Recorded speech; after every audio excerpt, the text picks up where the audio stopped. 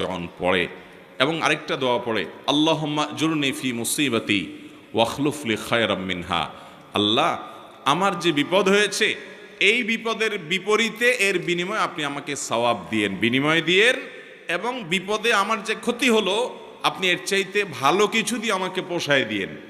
এই দোয়া যদি কেউ পড়ে তো আল্লাহ রাব্বুল আলামিন তার ওই বিপদে যা ক্ষতি হবে তার থেকে বেশি দিয়ে তাকে অবশ্যই পুষিয়ে দিবেন।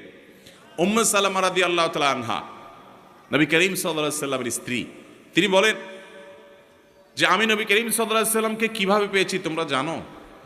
অদ্ভুত ঘটনা, শিক্ষা নেওয়ার মতো একটা ঘটনা। তিনি বলেছেন যে আমার স্বামী আবু সালামা যখন মারা গেলেন আমি খুব বেশি ব্যথিত হলাম, মর্মাহত হলাম যে একজন ভালো সঙ্গী হারালাম, স্বামীকে হারালাম।